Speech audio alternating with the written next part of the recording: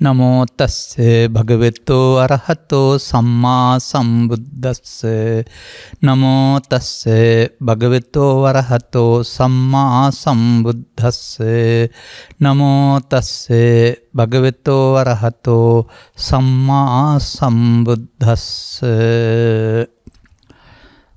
තයෝමේ භික්ඛවේ අන්තරා මලා අන්තරා අමිත්තා අන්තරා සපත්තා අන්තරා පච්චත්තිකා අන්තරා වදකා තීති. ධර්මානුශාසනාවේ සදහැවර දායකත්වය දරන්නා වූ පින්නතුන් ප්‍රමුඛ මෙම ධර්මානුශාසනාව නරඹනු ලබන සවන් දෙන ලබන සදහැවර පින්නතුනි අනුග්‍රහකුන් බවතුන් අපට ඉදිරිපත් කරලා තිබෙනවා. මෙන්න මෙහෙම දෙයක්. වර්තමානයේ උද්ගත වී ඇති අර්බුදකාරී වාතාවරණය හමුවේ ජනතාවගේ සිත් සතන්වල පවතින ප්‍රකෝපකාරී වෛරී සහගත හැඟීම සමනය කිරීමට උචිත ධර්මදේශනාවක් කරන මෙන් ගෞරවනීය දේශකයන් වහන්සේගෙන් ඉල්ලා සිටිමි. එතකොට කාලීන සිදුවීම් වල හරි වැරදි කියන එක හොය විවේචනය කිරීම නොව කාලීන සිදුවීම් වලට ධර්මයේ ප්‍රතිකාර ගින්නට ජලය නෙමීමේ ප්‍රතිකාරයක්.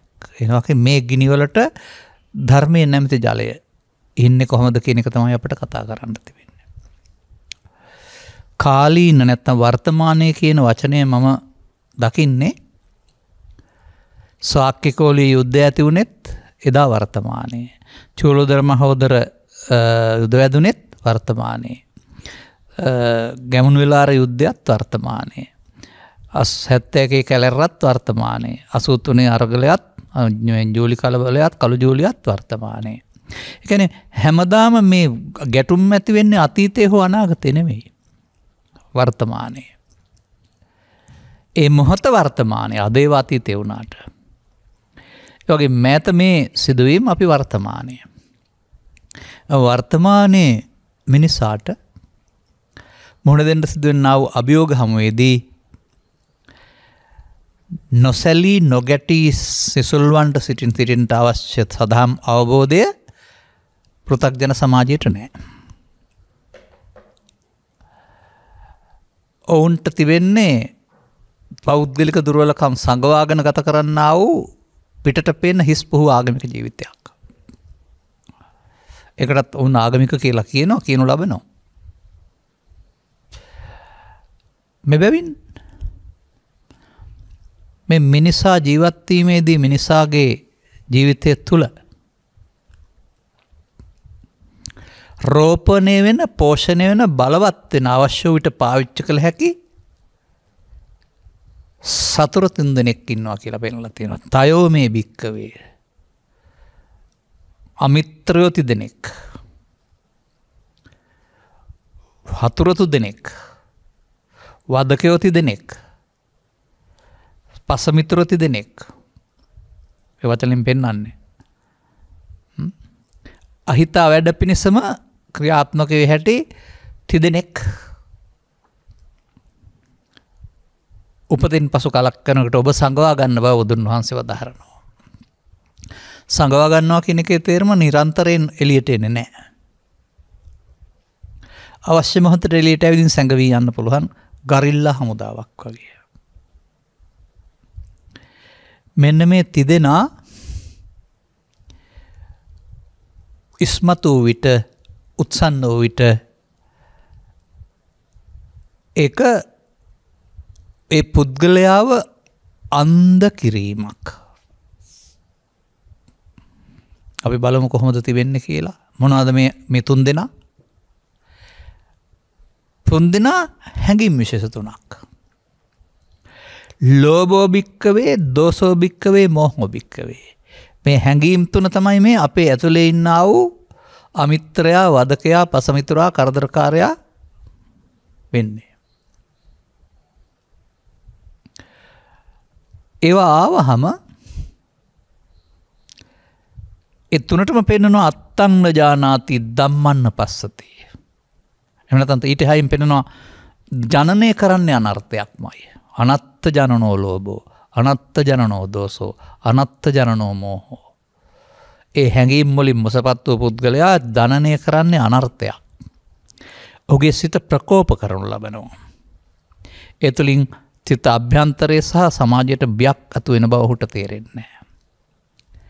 ඒ හැඟීම් වලින් මුසපත් වූ මොහොතට අත්තං ඥානාති හොඳ නරක යහපත අයහපත නීතිය සාධාරණේ තේරෙන්නේ නැහැ. ධම්මං නදස්සති ධම්මං ගැඹුරටත් ගන්න පුළුවන් සරලව ගන්න පුළුවන් සාධාරණ යුක්තිය තේරෙන්නේ නැහැ. මන්දයත් ඔහු අන්දන්තමං තදා හෝති ඔහු යං ලෝභං යං දෝසං යම් මොහම් මේ තුනෙන් හෝ තුනෙන් එකකින් සහතේ මුසපත් වූ විට හු අන්දේක. අර මම ඉස්සර කියපු යුද සමයේ ගිනි සමයේ නියං සමයේ ඔය හැම සමයකදීම මෙන්න මේ හැඟීම් උත්සන්න වෙන්න පාර කැපුණොත් ඊට පස්සේ ඒ යුගයේ ඉන්න අය වෙඩිකාපු ඌරන් වගේ. වෙඩිකාපු ඌරට මරුවිකලින් ඉන්නේ. අනේ මට තුවාලයක් සිද්ධ වුණා බේත් කරන්නකෝ කියන්න තරම් යොසීමක් ඌට නැහැ. ඌ වෙඩි තියපු පුද්ගලයාත් පැනලා කකුලත් ඉරාන බඩත් පලාන මරාන යන්නේ. හොඳම විකල්පය වෙඩිකාපු ඌරෙක් බවට පත් නොවෙන්න Taman තේරුම් ගන්න එක. දෙවෙනි විකල්පය කලබල නොකරන එක. සාධාරණ හේතු තියෙන්න පුළුවන් කලබල වෙන්න. නමුත් ඉක්මන් වුණොත් කොරහෙත් අත දාන්න බැරි නේද? ඉක්මන් කොටයි නේද? හැම සැරේට වඩා හිංසරේ විස් ලොකුයි නේද? ඒවා ඉගෙන ගත්ත දේවල් පාසලෙන් ඇයි තමන්ගේ ජීවිතයට එකතු කරගන්නේ නැත්තේ? වර්තමාන අරබුදය විදේශීය වත්කම් හිඟවීමෙන් ආනයනික භාණ්ඩවල දුර්ලභ වීම. වෙනදා දවල් රැ නැතුව ඕනෑ වෙලාවක ඕන තැනකින් ගෑස් ගන්න පුළුවන්කම, ඉන්ධන ගන්න පුළුවන්කම, කිරිපිටි ගන්න පුළුවන්කම නැතුව ගිහින්. සුව පහසු ජීවිතයකට ක්‍රමෙන් ඔවුන්ම අපි හුරු කළා. මැටි වලං වෙනුවට ගෑස් වලං දීලා, දරගින්දර වෙනුවට ගෑස් ගෙනත් දීලා, එහෙම අපි හැමෝම මේ සුව පහසුවට කැමති. ඇඟේ දැලිගා ගන්න ඕනේ, වලං වල දැලිගා ගන්න, දැලි නැතුව යන්න පුළුවන් නම්. එසේ ස්වාභාවික ඉන්ධන වලට පුරුදු වෙලා හිටපු අය මේවට හුරු වෙලා සුව පහසුවට ගියා. ලාම්පු තෙල් දැල්ලට පුරුල්ලා හිටපුවා විදුලියට ගියා. කවුද කැමති? අපිත් එහෙමනේ. පහසුව. නමුත් මේ පහසුව සපයන්නට බැරි තැනකට ආවා අදාළ සම්පත් නැතිකමින්. දැන් මේක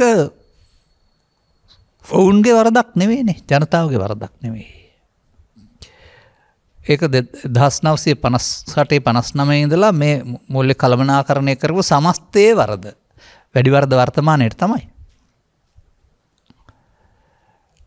මේ සැප සම්පත් ලබා දුන්නා විදේශී ණය සුදු වලින් නඩත්තු කිරීමට යොදවීම තුළ ආදායම් නැතිව ගිහින්. ඉතින් ඒවා වැරදි තමයි. මේ නිසා මේ සමස්ත ජනතාව අර විඳපු සුව පහසුවට බාධා වෙනකොට ඔවුන්ගොල්ලෝ ඇතුලේ තියෙනා වූ අර අනර්ථය ජනිත කරන්නා වූ ධර්මතා තුන ලෝභය, ද්වේෂය, මෝහය ඉස්මතු වෙනවා, දලුලා වැඩෙනවා.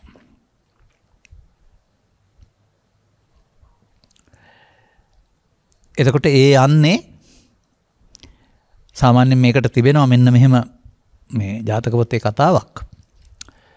කතාව මම හිතා රුක්ඛ ධර්ම හරි නැත්නම් රුක් සම්බන්ධයෙන් තමයි තියෙන්නේ. කුගිරා මහගිරා ජාතකයේ වගේ එකක් වෙන්නේ නැති. මා කියන දේ තේරුම් ගන්න උත්සාහ කරන්න. ඒක කතාවක් වශයෙන් බලන්න එපා. රුකක වසා ඉන්නවා සත්නායකෙක්. පිරිසත් සමග රුකේ ඉන්නේ. ඔහුට පෙනෙනවා ගහේ අතු දෙකක් එකට ගැටෙනවා. සද්දය ඇහෙනවා, එකට ඇතිල්ලෙනවා, දැනෙනවා. ඔහු දුර දකිනවා. මෙහෙම ඇතිල්ලෙන්න ගියොත් රත් වෙනවා, රත් වුණොත් ගිනි ගන්නවා, ගිනි ගත්තොත් ගහ ගිනි ගන්නවා, ගහ ගිනි ගත්තොත් ඔක්කොම විනාශ වෙනවා. මේ අතු දෙකේ ඝර්ෂණයේ සංකේතවත් කරනු ලබන්නේ දෙපිලක ගැටීමට.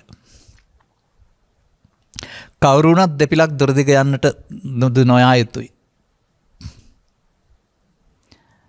ඒ දුර්දශේ චරිතයට කතා කරලා කියනවා ඔහු අනාගතය දකිනවා. මේක ඉන්න හොඳ තැනක් නෙවෙයි කියලා අතහැර ගියා කියන එකේ තේරුම ඝර්ෂණය අතහැරියයි කියන එක. නමුත් ඒක පිළිගත්තේ නැති අය කොරහේ කිඹුල්ලු දකින්නවද කියලා හිටියයි කියලා කියනවා. පසු කාලීනව ඝර්ෂණය වී රත් වීමෙන් ගිනි ගත්තා. දැන් අර ගියාය බේරුණා අනිත් ඔක්කොම මේ ගින්නට දැවී ගියා.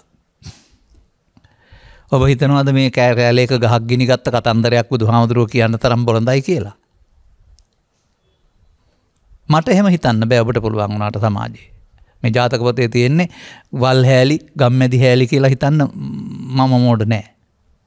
මේ පෙන්වන්නේ දහම් පෙළ. දුරදිග බලන්න වෙනවා කල්තියා පණින්ට පෙර සිතා බලනවා. එහෙම ගියොත් මොකද වෙන්නේ?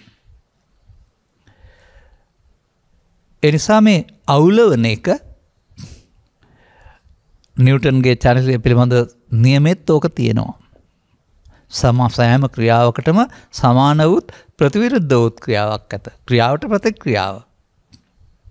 අපි කියමු හේතුඵල. එනිසා මේ වස මාස කිහිපයක් තිස්සේ මේ ඌනතාවයන් තුළින් පෙළමින් මහමග නිදිවරමින් හිටපු අය සහනෙන් ඉන්නේ නැහැ. අසහනෙන් පීඩාවෙන් ඉන්නේ. ඔවුන් නෙවෙයි ඒක කළේ. ඔවුන්ට සැප දෙන්න කරපු අය කෙරෙහි ඔවුන් ඉන්නේ ඊට පස්සේ අමනාපෙන් ද්වේෂයෙන්. අන්න අර ඇතුළතදී විච්ච අමිත්‍රයා ලෝභ දේශ මොහයන් මතුවෙන්න කාරණයක් හදුනා. දැන් මේ ලෝභය ධන ලෝභය වෙන්න පුළුවන්, බල ලෝභය වෙන්න පුළුවන්, නිල ලෝභය එක එක විදිහට තියෙන්න පුළුවන්. අන්න මේ රටාව පිළිබඳ මටත් තේරෙනවා සමාජයේ තරුණ පරපුරටත් තේරෙනවා. දිගින් දිගටම මේ යන රටාව එන්න එන්න දුෂ්චරිත වෙනවා, හොරකම් මරකම් වැඩි වෙනවා, පිරිහෙනවා, ඇරුණාම ගොඩ එන්න බෑ. ඒ නිසා විකල්ප යෝජනාවක් තමයි මේ ක්‍රමයෙන් මිදෙන්න ඕනේ කියන එක. නමුත් ඔවුන්ගේ සඳහා ගත් ක්‍රියාමාර්ගය එක ඔවුන් නමක් තියෙන ආදරය අරගෙන නැත්තම් සාමකාමී කියලා. ඔවුන්ට ඒක සාමකාමී තමයි. නමුත් ඔවුන් වදයක් වෙන්නේ නැද්ද බලය රැකලා ඉන්න හදන පාලකයින්ට? ඔවුන්ට තමන්ගේ හොරකම් මසා ගන්නට, පරම්පරාවේ තව තියෙන නඩු ටික අයින් කර ගන්න, තව තියෙන වැරදි කරපුවා වහ ගන්නට බලය අවශ්‍යයි. දැන් බාධාවක් වශයෙන් සලකනවා. අන්න පළමුව මුරබල්ලෝ මෙහෙවනවා. මුරබල්ලෝ ඉන්නවනේ ආණ්ඩුවකට. එතකොට අර සංසුන් අයත් තරමක් කලබල වෙනවා. නැත්නම් මේක වදයක්කට ගන්නවා. සාමාන්‍යයෙන් සන්ධ්‍යාවේ පිරිත් දේශනාවක් කරලා අවසන් කළොත් ඒක වදයක් වෙන්නේ නැහැ. නමුත් රැලි වෙනකන් දාලා පිරිත් අහන්න කියන්නත් එහෙම එක පිරිතක් නෙමෙයි වදයක් වෙන්නේ නැද්ද නිදා ගන්න රැතුව. ඒ හැම එකක්ම මිනිසා කුපිත කිරීම නේද? එතකොට මේ Tamanට කරදරයක් වුණා එලවන්න ඕන. එහෙමනේ. ඒකට සැලසුමක්. කෛරාටික සැලසුමක්. ඒකට අන්න බලලු ලව්ව කොස්සට තමයි බාවන්න හදන්නේ. අත පුච්චන්න ගියොත් අත පිච්චෙනවනේ Taman අත දාන්න ගියොත්. ඔවුන් පණින්ට පෙරහිතා බැලුවේ නැත්තේ ඇයි? ඇයි ඔබට මේක තේරෙන්නේ නැහැ ක්‍රියාවට ප්‍රතික්‍රියාව? මගේ යකා ඇවිස්සුනහම අනුන්ගේ යකා නිකන් ඉදී කියලා හිතන්නේ දන්නේ නැහනේ. මගේ යකා උස්ස ගන්න නැතුව හිටපන් කියලා ඔය කියන්නේ. උඹේ යකා ඇවිස්සුනොත් මගේ යකා නිකන් ඉදී කියලා. ඒක නෙමෙයි. එතකොට ඒ ගිය පාර වැරදි. එතකොට ඒක මොකද වුනේ? අර ඉන් එහාට ක්‍රියාත්මක වෙනකොට පගාවට, මත්පැන් වලට, පොළු වලට, එහෙම නැත්නම් ඒ උසිගැන්වීම් වලට වහල් වුණ අය දැන් ඉන්නේ ලෝභෝ, දේශෝ, මෝහෝ කියන මේ තුنين. යුක්තිය සාධාරණේ මොකක්වත් උන්ට පෙනෙන්නේ නැහැ. අර සාමකාමීව හිටියා ඉන්න අයටත් ඒ වගේ හැමදාම කොට කන්න බෑ. එරත් ඔවුන්ගෙන් අතින් එහා පැත්තට ඕක යනවා ඊට පස්සේ. කලදුට කල වලහි ගන්න අය ඉන්නෝ. අවස්ථාවක් එනතුරු.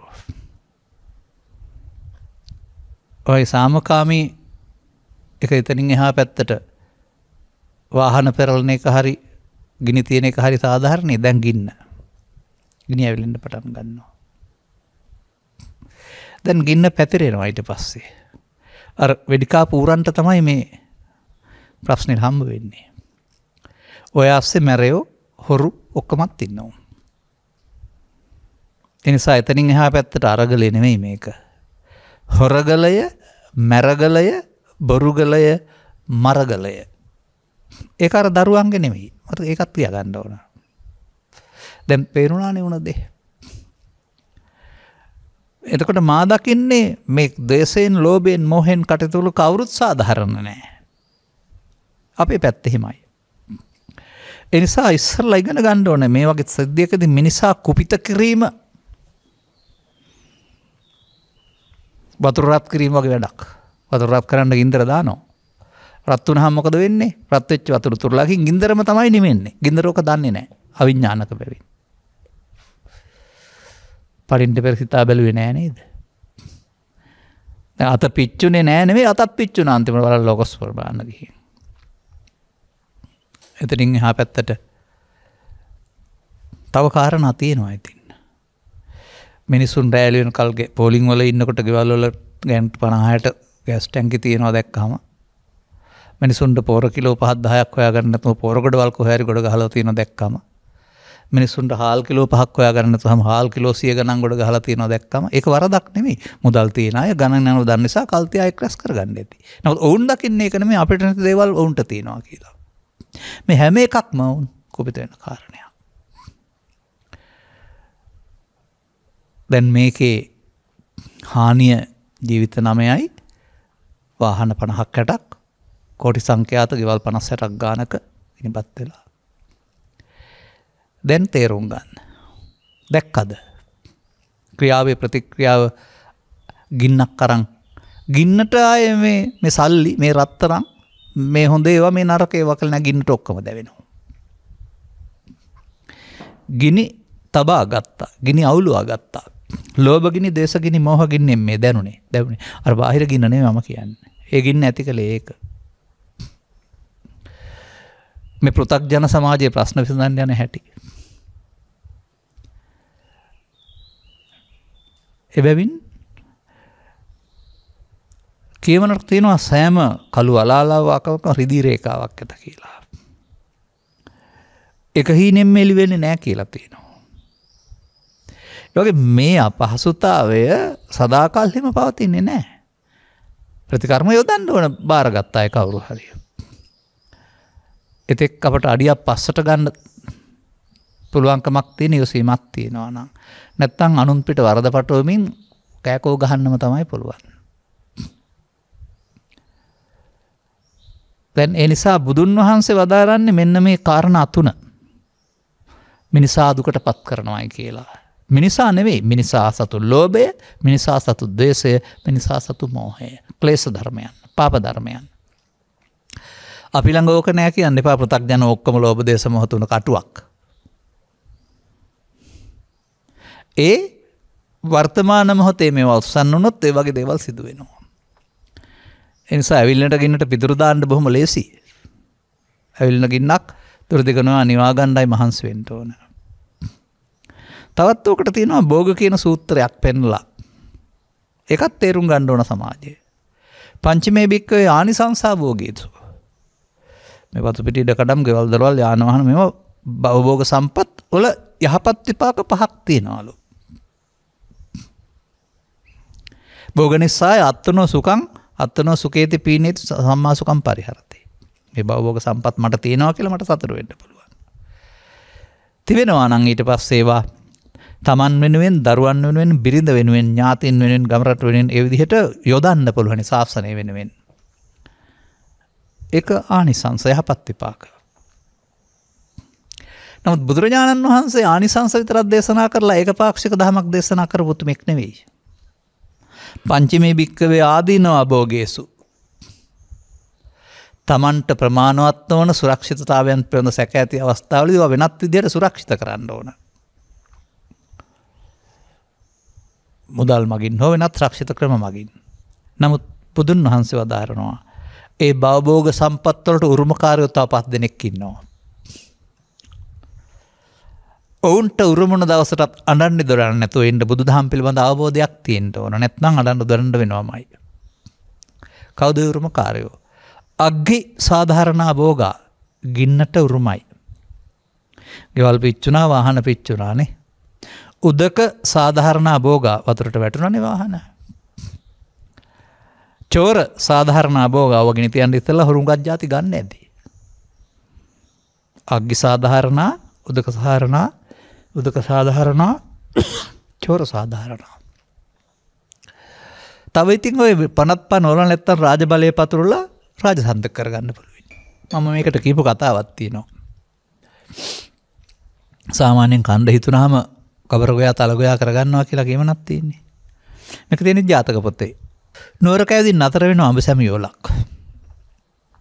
රජතුමා දකින්නවා බිරිඳ රූමත් අයිති කරගන්න ඕන. හොයලා බලපුවම සස්වාමිකයි. ලොකුම බාධාව ස්වාමියෙක් ඉන්න එක. නැත්තම් රජුරවන්ට ප්‍රශ්නයක් නැහැ.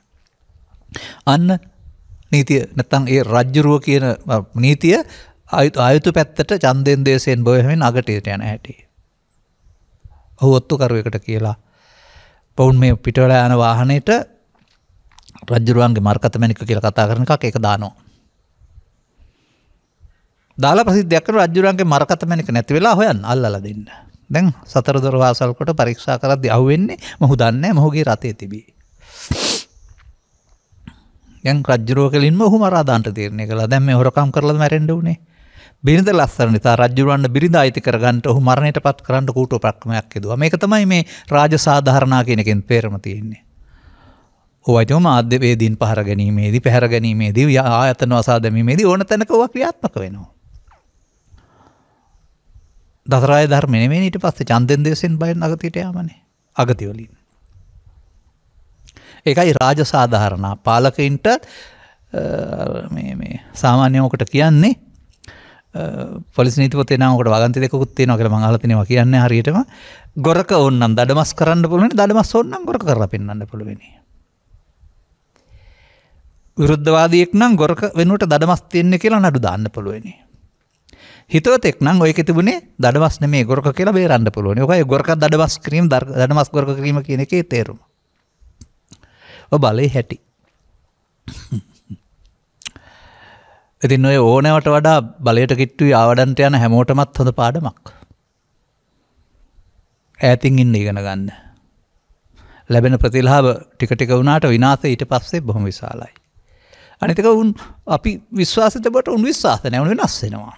අපි කියන දේ සිදු වෙන්නේ නැහැ. අපේ වැඩක් බලා ගන්න එකයි අපිට කරන්න තියෙන්නේ. සමස්ත ජනතාව වශයෙන්. දැන් මෙන්න මේ විදිහට තව එකක් තියෙනවා. ගින්නට, ජලයට, හොරුන්ට, පාලකයන්ට, හොරුන්ට සහ අප්පේහි සම්පයෝගෝ. ඔය උරුම කරගත්ත සේරම තමන් විරුද්ධවාදීන් වෙන්න පුළුවන් නැත්නම් ඒ වලටත් අයිති වෙනවා. ඉතින් මේක නෙමෙයිද මේ උනේ? දැන් රක්ෂණය කරලා තිබුණා නම් වන්දි හම්බ වෙයි. නැත්නම් දරා ගන්න වෙනවා. ඔය ඉතින් තවත් මම දකිනවා සාමාන්‍ය මිනිස්සු අසරණ ලෙස නොය සිටියේදී දුකසේ වුන් අතිවිශාල මන්දිර සදාගෙන අතිසුඛෝභෝගී ජීවිත ගත කළ බව ඒවත් තුලින්. එතකොට සේවයේ ජනතාවට තමන්ද කියන එක ඒවත් තුලින් මිනිස්සුන්ටත් පේනවා ඇති. මේ චෝර මනස මිනිස්සුන්ගේ හිතේ පාලකයන් විතරක් නෙමෙයි මම කියන්නේ සේවකයින්ගේ හිතේ තියෙන තුරු සිස්ටම් චේන්ජ් කියන එක බරුවක් වැඩක් වෙන්නේ නැහැ. එහෙනම් මම කියන්නම්. මද්ද්‍රව්‍ය කාර්යාංශයේ ඉන්න අය මද්ද්‍රව්‍ය හොරෙන් උස්සන්න නැති වෙන්න වෙනවා. නඩු බහන්න බාරව ඉන්න පුද්ගලයා ඒකේ තියෙන මද්ද්‍රව්‍ය ටික හොරෙන් විකුණන්න නැති කෙනෙක් වෙන්න වෙනවා. පොලිසිය රැකගෙන ඉන්න පුද්ගලයා වැරදට දඬුවම් දෙන්න ඇරුණාම සාක්කුවට ගාණක් හොයාගන්න නැති කෙනෙක් වෙන්න වෙනවා. උත්සවයක් සංවිධාන පුද්ගලයා 50කට කෑම දීලා 100කට රජයෙන් අය කරන එක. ඔය සංග්‍රහවලදී පිඟාන් ගානට ඒ හොරකම් නෙමෙයිද? එහෙම නැත්නම් කිලෝමීටර් ගානක් ගිහින් ඒකට ගමන් වියදම් කියලා වැඩි පින් අය කරන එක. ඒ හොරා පාලකයා ළඟ නෙමෙයි සේවකයා ළඟත් ඉන්නවා කියලා ඔබට පේනවද? ඒ හොරා ආණ්ඩු මාරු වෙනකොට නිස්සබ්දෙන්ලා ආයෙ පටන් ගන්නවා. ඒ නිසා මේ තක්කඩිකමෙන් හොරකමෙන් පිරිච්ච සමාජයක් තුළ මේ ඔබ බලාපොරොත්තු වෙන සිහින ලෝකේ තවත් සුන්දර ලෝකේ තවත් සිහිනයක් පමණයි. අපි දකින්න හැටි ඔය. තව විස්තර ගොඩක් තියෙනවා ඉතින්. අන්න එහෙමනම් අපි හැමෝම රටට ජාතියට ආගමට තමන්ගේ ජීවිතයට මව්පියන්ට දරුවන්ට ආදරය ඇති වෙන වශයෙන් මේ හොරය බොරුව තක්කඩිකම කියන මේ සියල්ලෙන් විනිර්මුක්ත මිදෙන්න ඕන.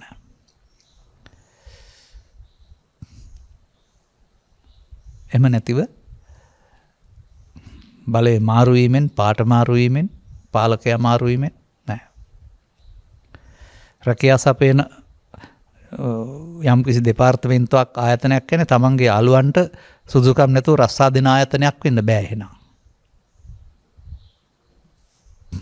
අනිවාර්යෙන් ඒක සුදුසුකම් මත සමස්තය බෙදී යන දේශපාලනයේ වළංගු නොවන එකක් වෙන්න ඕන. අන්න එහෙම ගැඹුරින් අධ්‍යයනය කරන්න ඕනෑම කෙනෙක්.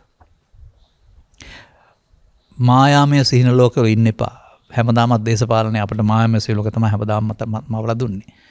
65 ඉඳලා මට මතක තියෙන්නේ. කෙරුණේ නැහනේ. ඒ නිසා මේක පුටුමාරු කිරීමේ විප්ලවයක් වෙනකොට ආධ්‍යාත්මික විප්ලවයක් බවට පත් කරගන්න පුළුවන් නම් එතෙක් තව ඇතුළත් කරන්න පුළුවන් දෙයක් තියෙනවා. දැන් මම ගිහිව රැකියාවට ගියා නම් මගේ සුදුසුකම් හොයනවා.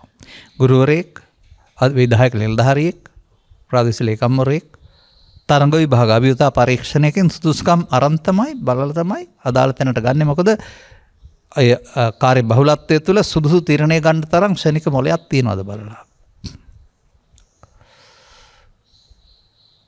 නරකද මේ අපිව පාලනය කරන මධ්‍යස්ථානයට යන අයට සම්මුඛ පරීක්ෂණයක් තියලා අභියෝගතා පරීක්ෂණයක් තියලා එකෙන් සමත් වෙන අය පමණක් ගන්න ගත්තොත්.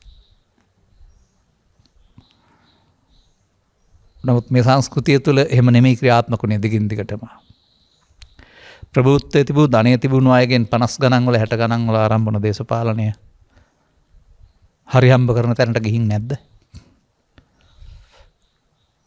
මට මතකයි කතාවක් තියෙනවා. එක තාත්තෙක් දරුවෝ 4-5 දෙනෙක් හදලා ඔවුන් උගතුන් බුද්ධිමතුන් බවට පත් කරලා වෛද්‍යවරයෙක්, ඉංජිනේරුවෙක් ආදී වශයෙන් මේ තැන් වලට පත් කරලා එක්කෙනෙක් හිටියලු ඉගෙන ගන්න බැරුව. උඹ ගැලපෙන්නේ දේශපාලනයට කිව්වයි කියලා කියනවානේ. මේක රටේ දේශපාලනයේ තේමාව නොමිය යුතුයි.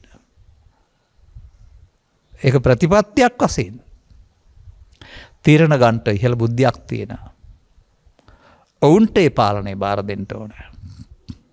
හොරුන්ට හරි තක්කඩින්ට හරි මෝඩයින්ට හරි වාර දීපේක විපාක නේද ඔබ විඳින්නේ. අර මට මතකයි ඔය සෙඩ් ළඟ ඉන්න අය තමයි අපි මේව කරේ අපිටයි ගහන්න වටින්නේ කියලා කියා ගන්නවා දැන්. අපිම දීලා අපිටයි ගහන්න වටින්නේ කියලා. හරි. කොහොම හරි මේක විසඳෙන්නට ඕනේ. සාමාන්‍යයෙන් දෙකනපත් වෙච්ච විලක්වක් ලේසියට අතට ගන්නෙ නැහැ. නමුත් කවුරු හරි කැපවීම නෙවෙනවා නම් ඒක කරන්න ඕන දෙයක්. ඒකට සිහිනමම ඉන්න බෑ. දරුවන්ට බඩගිනි, දරුවන්ට පොත්පත් නැහැ, දරුවා අඬනවා. ඔය තුන් වේල කෑමක් නැහැ. හොරොත්තු දෙන්නේ නැහැ. ඊට එහාට ඔක පුපුරා යන්නේ ඔයටත් ලොකුවට. ඔය පුපුරාගේ එක් තැනක්. එසා මොන හෝ ක්‍රියාමාර්ගයක් ගන්න ඕන. නමුත් මිනිසා හැම කෙනෙක්ම තේරුම් ගන්න. ඔයකෙදි විතරක් නෙමෙයි. මේ වර්තමාන ක්‍රියාමාර්ගය කියලා ගත්ත නිසා වචන ටික මම කිව්වේ. සොකේ ජීවිතේ, සොකේ පෞල් ජීවිතේ, සොකේ ගමේ ජීවිතේ, සහෝදර සමග ගත කරන ජීවිතේ ඕනෑම තැනකදී ඔය ලෝභයයි ඔය දේශයයි ඔය මෝහයයි කියන එක උත්සන්න වෙන හැඟීමක් තියාගෙන බොරුවට මල් වට්ටියක් අරන් බුදු පිළිමයක් ගාවට ගිහින් හරි එහෙම නැත්නම් අනිත් ආගම වලට ඇති සංකේතයක් ගාවට ගිහින් හරි පිට සාටෝප වූ ආගමික ජීවිතයට මේකෙන් මේකට උත්තර නැහැ. මන්දයත් බුදුන් වහන්සේ නිවුන මිනිස්සු කියලා කියන්නේ සිවුරු පරවා ගත්ත අයට නෙමෙයි. ඉස කියන්නේ තියාට නෙමෙයි. ලෝභක්කය, දේශක්කය, මෝහක්කය. මේවා උත්සන්න වෙනවා වගේ බුදු සමේශය කරගන්න මාර්ගයක් තියෙනවා. ඉතින් ඔබත් ඔය 6 යතේට පන්ති ඉන්නකොට ඉවසීමෙන් සැනසීම ලැබෙයි කියලා රචනාවක් ලියන්න ඇති. හැබැයි රචනාව ලියවට ඔබ දන්නේ නැහැ ඉවසන්න. එනිසා මුණත් එක්කලා තරහ වෙලා නාහේ කපා ගන්නව නේද මේ කරන්නේ? කාගෙන් ගෙව්වත් ඔයාට වන්දි ආපහු ඔබට ගෙවන්න වෙනවනේ.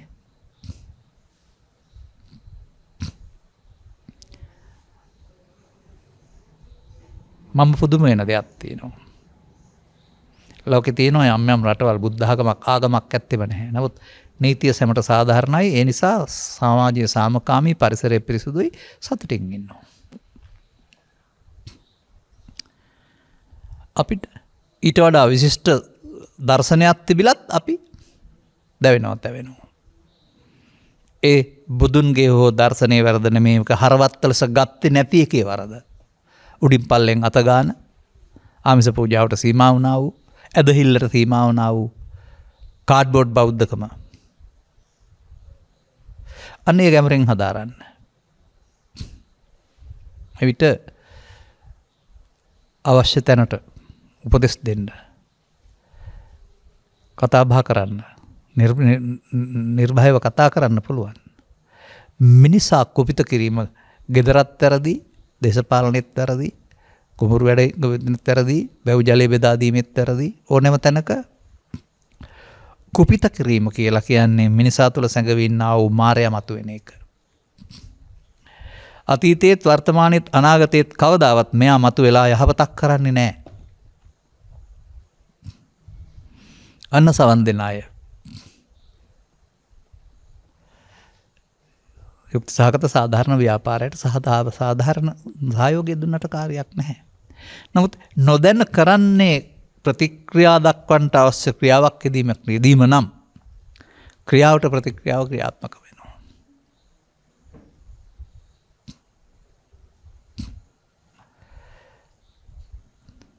එනිසා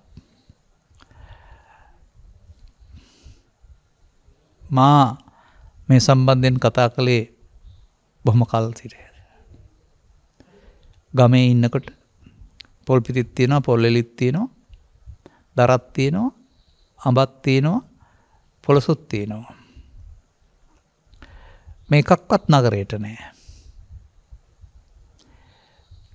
යලමහා කියලා දෙපැත්තකින් වැසි ඇදහැලි හරිත භූමියක් අපට ලැබී තිබෙනවා. ඉතියෝපියාව වගේ රටකට මේ මොකුත් නෑ. කවුරු හරි කණ්ඩ දෙන්න සාගතේ වේලිලා වෙහි යවු නෑ. ඒත් ඒ මිනිස්සු ජීවත් වෙනවා. එනිසා මෙතන අඩියක් පස්සට අරගෙන අවංක වෙන්න කටයුතු කරොත් කල්පනා කරොත් නරකද? සේරම. අඩියක් පස්සට ගන්න වෙනවා. මේ සියලු සැප සම්පත් දෙන්න විදියක් නැහැ. ඊට පස්සේ උදුරා ගැනීම හොරකම හොඳයි කියලා කියනවාද? ඒක ගත්ත කෙනාට හොඳුනන අනිත් හැමෝටම දුකක් වෙන්නේ.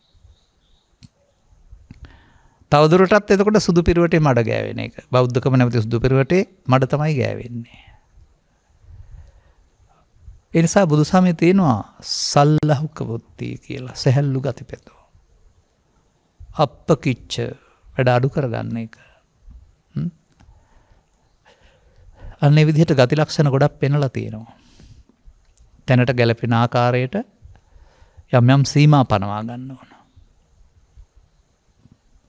ඒ නිසා අර වගේ සාගතයෙන් මේ යන තැනකටපත් වෙයි කියලා එදත් හිතන්නේ නැහැ, මම අදත් හිතන්නේ නැහැ.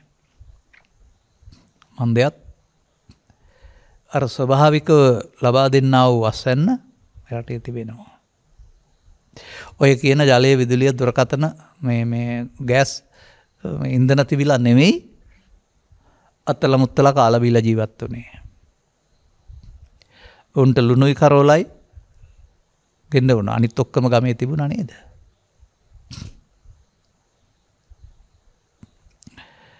එතෙන්ද වැටෙන්න ඉස්සර වෙලා ඔය දියුණුව කියන එකේ අවසානයේ හිටපු තැනට යනවා කියලානේ කියන්නේ. රවුමක් නෙමේක.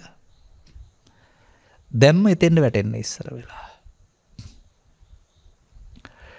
මේ අභියෝගයන් කළමනාකරණය කරගන්න සමස්තයක් වශයෙන් සහයෝග දෙන්නේ කොහොමද? මේ අභියෝගයන් ගිනිපත්තු කරන දැන් බවට පත් කරන්නේ නැතුව සංසිඳවන්නේ කොහොමද? සංසිඳීමේ සහායකෙක් වෙනකොට ගිනි තැබීමේ සහායකෙක් වෙන්නේ නැතුව ඉන්නේ කොහොමද කියලා තනියෙන් හිතන්න වෙයිනේ. නමුත් ආත්මාර්ථය ඊට ඉඩ දෙන්නේ නැහැ. කලදුටු කල වලයිහ ගන්න. ඔය ක්‍රියාකලාපය තුළ මම දකින්නේ බොහෝ කලදුටු කල වලයිහ ගැනීමක්. එළිවෙවි ඉදිරියට. ඉතින් ඒ නිසා මිනිසා කාරණා 3ක් යටතේ පාලනය වෙන්න ඕන. එක නීතිය යටතේ. ඉතින් නීතිය යටතේ නම් ඉහළ තැන් සහ පහළ තැන්වත් හොරකම් කරන්න නැතුව ඉන්න ඕන. දෙක බුදු සමයේ නම් පව්පින් දෙකක් පෙන්නලා පවෙන් වලකින්න කියලා තියෙනවා. පින්ින් කළාට කමක් නැහැ. ඒක යහපත් විපාක, පවේ දුක් විපාක. ඒ හොරකම මරකම බොරුව පව්කම් කරමින් ඔබ ඔය දෙකම කඩනවා නේද? නීති දෙකම. ඒවල් වාක්‍යට සීමා වෙලා කියන්න සීමා වෙලා ඇරුණාම අර මම පෙන්නපු තව ඉතින් මේ කිසහ නොකි ආයතනයක් තුළ, දෙපාර්තමේන්තුවක් තුළ, ගවඩාවක් තුළ, කාර්යාලයක් තුළ මෙසේ ව්‍යාජ ඉලක්කම් දමා මඩියතර කර ගැනීම ගසා කෑම නොවේද? ආත්මාර්ථය නොවේද? හොරකම නොවේද? තව කට්ටියක් එතෙන්ද ගියාම ඒකම නම් පටන් ගන්නෙ ඒ මාරුවෙන් වැඩක් තියනවාද? මම ඔබට හිතන්න ආරින්නේ ඒකයි. මොකද කැලේ මාරු කරන්න පුළුවන්. හැබැයි කොටියාගේ පොල්ලි මාරු වෙන්නේ නැහැ. කොටියමයි. අන්න වගේ පෘථග්ජනයින්ට පාලනය මාරු කරන්න පුළුවන්, තැන් මාරු කරන්න පුළුවන්. නමුත් ලෝභ දේශ මොහ නිසා හට ගන්නා වූ ලෝභ දේශ මොහ අවුල එහෙමමයි. ඒවා ගැන තේරුම් ගන්නේ නැතුව ඔබ කිසියම් හුවමාරුවක් කළොත් ආපහු ආයෙත් ඔබ මිරිඟුවක් පස්සේ යන්නේ සහ තවත් වතාවක් රැවටීම ඇරුණාම පස්සේ තේරෙයි වැරදුනා නේද කියලා. ඒ නිසා බුදුරු හෙළි කරවදාලා වූ දසසක්විතිවත් දසරාජ ධර්ම ආදී ඒ ප්‍රතිපත්ති මුල් කොටගත් පියෙක් දරුවන්ට සමසෙනෙහසක් දක්වන්නාසේ සමස්ත සමාජයට ලෙන්කත්කමක් ආදරයක් ගලවා ගැනීමට ආදරය කරන කැපවීමක් කරන්න පුළුවන් අය වෙන්න ඕන පාලකයෝ. එනිසා මහත්මා දේශපාලනය මේ සියල්ල තුළ පිරිහීමක් නේද දකින්නේ. එනිසා මමත් ඉන්නවා වෙනස් විය යුතුමයි කියන තැන. හැබැයි ඔබ කතා කරන මේ දුෂ්ටකම් ටික තියාගෙන පිටිපැත්තෙන් වෙනස් වීමක් මා අනුමත කරන්නේ නැහැ. අර මම පෙන්වුවේ කාරණා ගොඩක්. සමස්තය අවංක භාවය පිළිගන්න වෙනවා. නීතියට ගරුක වෙන්න පව්පින් විපාක විශ්වා ඉන් එහාට තව තියෙනවා මේකේ ධර්මාධිපතෙයියුන් කියලා එකකුත් බුදු සමයේ. ධර්මයේ දන්නා බැවින් පවු නොකරන බන්තරටපත් වෙන්න පුළුවන් නම් පාලකින්ට ඔක්කොටම කොයිතින් අපි කියන ධර්මය අහපු ඔය ලොකු අය 5 දෙනෙක්වත් මේ රටේ ඉන්නවත් දන්නව නැහැ.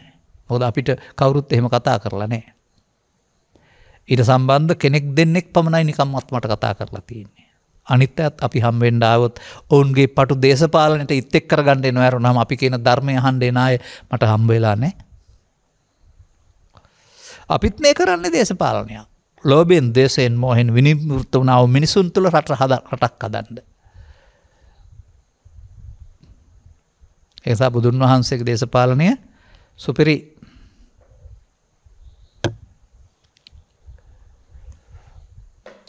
එනිසා යා යුතු මගක් අතක් අනුගමනය කළ යුතු ක්‍රියාමාර්ගයක්.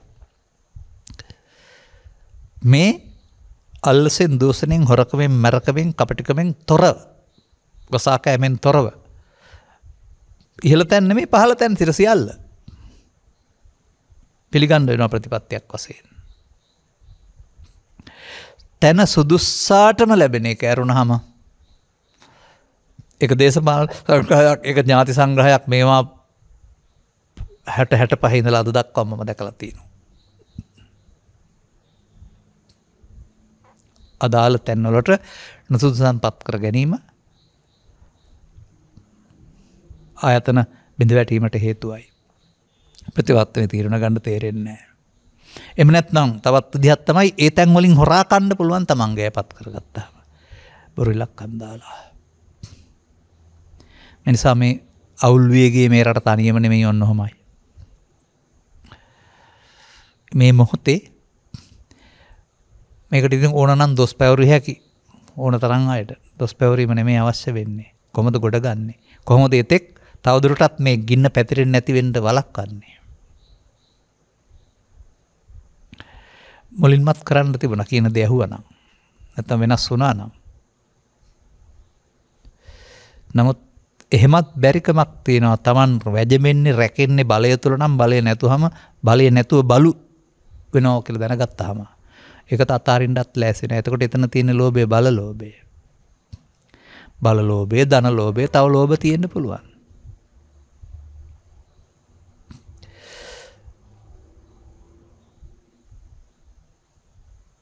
ක්‍රියාපදිංචි දේශපාලන පක්ෂ සංඛ්‍යාව කීයද බැලුවොත් 80ක් හරි 100ක් හරි තියෙන්න පුළුවන්. ඒ සියල්ල බෙදීම් ඇති කරලා නෙමෙයිද මේ තියෙන්නේ. මේක ඒකපාක්ෂික කරන්න පුළුවන් නම් ඒකපාක්ෂික එක පක්ෂයක් බවට පත් කරලා ඒ අය තෝරනවා සුදුසු අය. තීරණ ගන්න රටක් වෙනුවෙන් ඉදිරියට දරුවන් වෙනුවෙන් ජාතික ප්‍රතිපත්ති වෙනස් කරන්න බැරි. එතකොට එතෙන්ට වෙන විසිම ආකාරයක අර සුදුසුකම් සම්මුඛ පරීක්ෂණයෙන් ලබාගත් සුදුසුකම් මත ඇරුණාම වෙනත් යන්න ක්‍රමයක් තියෙන්න බෑ. අන්න එහෙම සැලසුම් කරන අය, සාකච්ඡා කරන අය එමදු විප්ලවයකට සැලසුම් සකස් කරන්න. නමුත් දීර්ඝ කාලීන වෙනුවට කෙටි කාලීන සැලසුම් අවශ්‍යයි කරන්න පුළුවන් කෙනෙකුට අනිවාර්යයෙන් කරන්න පුළුවන් කෙනෙකුට. ඔබට මේ අවස්ථාවේදී මේ සියල්ල කොහම වුණත් වැදගත් වෙන්නේ ජීවත් වීම. එහෙනම් මරණයටපත් නොවි ජීවත් වෙන්න ආහාර ජලය ටික සපයා ගන්න අවමය දක්වා පස් වහින්න වෙයි. අනික් සුව පහසුකම් ප්‍රභු ටිකක් අපහසු වෙයි. දරා ගන්න ඉගෙන ගන්න. ඒක තමයි විකල්පය. හැමදාම තියෙන්නේ නැහැ. මෙහෙම නෙවෙයි සපයන්ට බැරුව වසර 12ක් පායපු වෙමෙන්ටිසා සායක්. ඒත් මිනිස්සු ජීවත් වුණා කියලා තියෙනවානේ. එනිසා අපිට හැකියාවක් ඇති අය අන් අය බඩගින්න තියන්නට උදව් උපකාර කිරීම, ලාභ කීර්ති ප්‍රශංසා බදු සහන බලාපොරොත්තු වෙන්නේ නෙවෙයි. හැකියාවක් ඇති අය හැකියාවක් තියාගෙන රවට්ටන්න නැතුව අවංකවම අහිංසක අවශ්‍ය උදව් උපකාර. මොකද ඔය පසුගිය කාලවල බෙදා දුන්නා වූ 5000ම අරන් තිබුණේ නැති අයට තමයි දුන්නේ. නමුත් නැති අයට කොහොමද බැංකුවල ලක්ෂ ගණන් තියෙන්නේ? නැති අයට කොහොමද ලක්ෂ තට්ටු දෙකේ තුනේ ගෙවල් තියෙන්නේ? නැති අයට කොහොමද වාහන තියෙන්නේ? වාහනෙන් වල ඇවිදින් අරන් ගියේ කොහොමද? අන්න එතකොට කාගෙත් කිල්ලෝට වල හුණු තියනවා. හෙවත් කවුරුත් හොර බොරු සහිත අය කියන එක එළි වෙනවා. ඒ සමස්ත ක්‍රියාවලිය ප්‍රතිඵලය මේ තියෙන්නේ.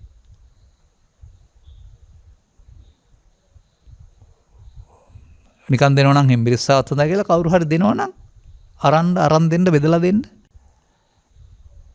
මේ රටේ කී දෙනාද ඉන්නේ එහෙම එපා කියප ඉන්නවා මම දන්නවා. අපිට තියෙනවායි කියලා. අන්න එහෙම කොන්ද කෙලින් තියෙනවා නම් එහෙනම් තියෙන දේ නැති අයට බෙදිලයි. ඊට මේ ආදායම් පරතරය 10ක් විතර තමයි විශාල ප්‍රමාණයක් මේ භුක්ති විඳින්නේ. අනිත් අය මේ ආදායම් පරතරයේ ඉතා ඈත් වෙලා දුගී පිරිස් වැඩි වෙලා. ඒක සමනය කරන්න ඕනේ. දුක කාලීන ක්‍රියාමාර්ග අරගෙන හැමෝටම ජීවත් වෙන්න අවශ්‍ය ප්‍රත්‍යපහසුව ලබා ගන්න පුළුවන් සම ආදායම් තත්ත්වයකට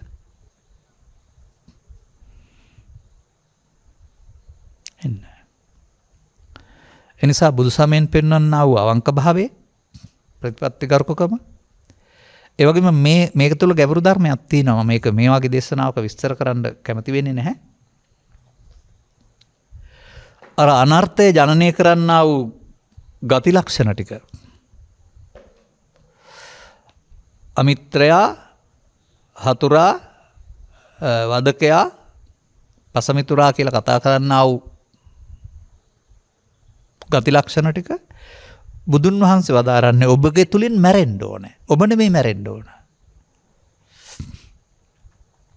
ලෝභ යෝච ලෝභං පහන්ත්වාන ලෝභ නෙය්යේ නලුබ්බති. යෝච දෝසං පහන්ත්වාන දෝස නෙය්යේ නදුස්සති. යෝච මොහං පහන්ත්වාන මෝහ නෙය්යේ මමමුයති. ලෝභ විය යුතු තැන ලෝභ නොවෙන්ටත්, ද්වේෂ විය තැන දෝෂ නොවෙන්ටත්, මෝහන විය යුතු මෝහ නොවෙන්ටත් පුළුවන්. යම් බුදුහාමුදුරන්ගේ පාර. ඒ කියන්නේ ආත්මාර්ථකාමී වෙන්න බෑ එතකොට. අපට බහුතරයක් එතෙන්න ගේන්න පුළුවන්ද? අවබෝධයෙන් එන්න පුළුවන් නම් හොඳයි, බැරි නම් නීතියෙන් හරි කරන්න ඕන. ඉතින් ඕවායත් ඔය පවතින දේවල් මිනිසුන් බලන් ඉන්නවා. ඔය තියෙන හිදැස් අඩුපාඩුකම්. අධිකරණයක් විනිශ්චය සභාවක් හොයලා බලලා දඬුවමක් දෙනවා. 4-5 දෙනෙක් 3 දෙනෙක් 6 දෙනෙක් එකතු වෙලා. නමුත් නිදොස් කර නිදහස් කිරීම ඒකට ඉහළින් මොකක්ද තිබුණේ?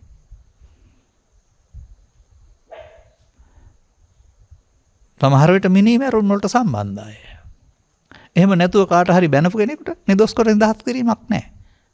මොකක්ද ඒකේ සාධාරණත්වය? මිනිස්සුන්ට පේනව නේද මේවා? එතකොට ඒව ඇතුළත චන්දා දෝසා බය අමෝහ දේශපාලන පලිගලීම් තියෙනවා කියලා හිතන්න බැරිද? මම කතා කරන්නේ කාගෙත් කිල්ලෝට වල තියෙන හුණු ගැන. එනිසා ලංකා ඉතිහාසයේ තියෙනවා පාලකයා බෝසත්වරයෙක් විය යුතුයි කියන එකේ තේරුම ඡන්දෙන් දේශෙන් බයෙන් මොහෙන් අගතිරට වෙන ඇඳුමින් බෞද්ධයෙක් නෙමෙයි ප්‍රතිපත්තියෙන් බෞද්ධයෙක් වෙන්න ඕනේ. ප්‍රතිපත්තියෙන් බෞද්ධයෙක් වෙනවා කියලා කියන්නේ බෞද්ධකම හරිය මිනිසත්කමට සලකනවා සමස්ත සමාජයටම. දරුවන්ට වගේ. ඒ තේමාවේ තේරුම ඒකයි.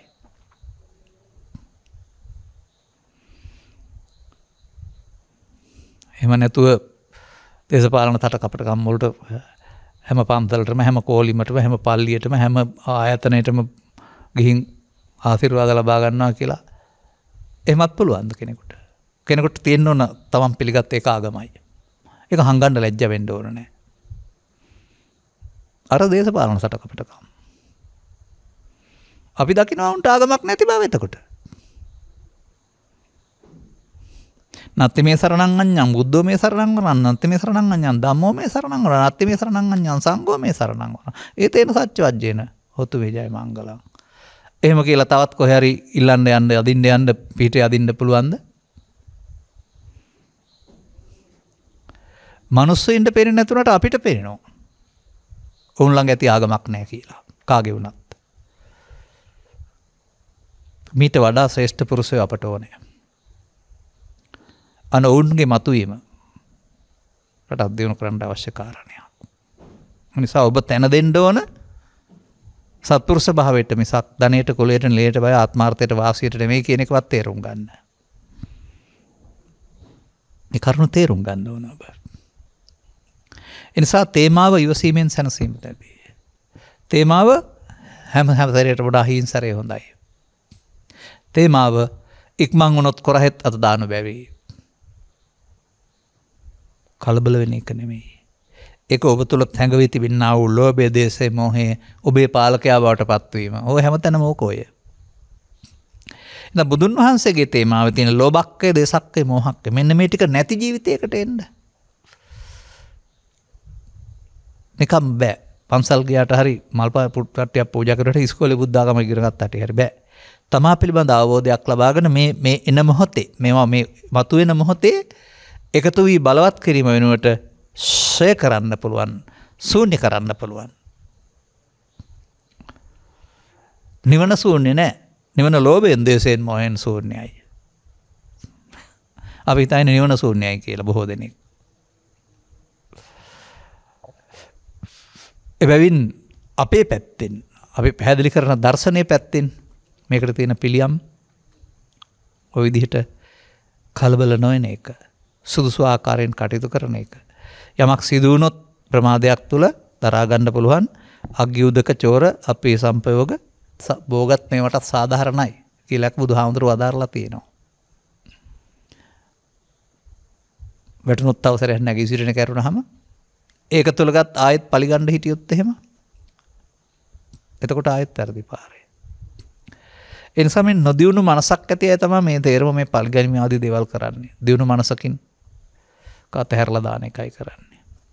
මොකද ක්‍රියාවට ප්‍රතික්‍රියාව ඉවර වෙන්නේ නැහැ කවදාවත්.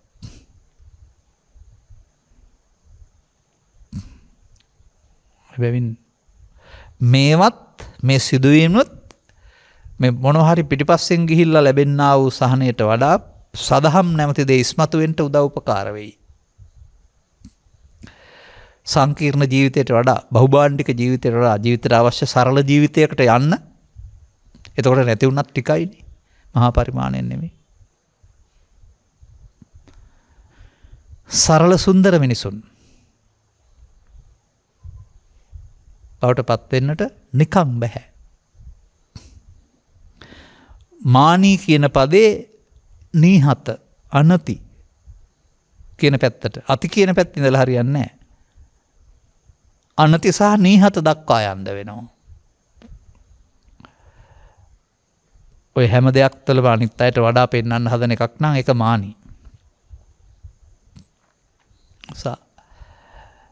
මෙයාලට ආවා අපි මෙලොවින් යනවා මොකුත් මේවා ගෙනියන්නේ නැහැ. පරිහරණය සඳහා සැමට සාධාරණයි. දෙවෙනි පියවරේදී යනකොට පව් පින් උනොත් අනාගත ගමනක්. ඒ දෙකට තමන්ටයි අදි වෙන්නේ. ඒක බුදුදහම නෙවෙයි. ලබාගත් ජීවිතේ ලෝභක් දේශ මොහ ෂය කරොත් එහෙම පරලෝක ගමනක් නැතුව නිවෙන්න පුළුවන් වෙනවා. එක්කෙනෙක් දෙන්නෙක් 10ක් 100ක් නොව එදා භික්ෂු භික්ෂුණී උපාසක උපාසිකා කියන සිව්වනක් පිරිස තුල සහ කාමභෝගී පිරිමින් සහ කාන්තාවන් අතරත් බ්‍රහ්මචාරී පිරිමින් සහ කාන්තාවන් අතරත් දහස් ගණනක් සිටියයි කියලා කතා කරන මේ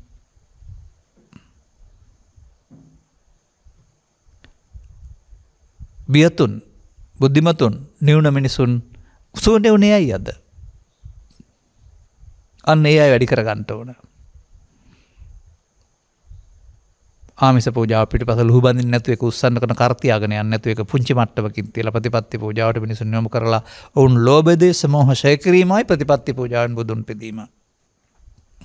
කලබල විය යුතු තැන කලබල වීම ඕන කෙනෙකුට පුළුවන්. නමුත් කලබල විය යුතු තැන කලබල නොවෙන්න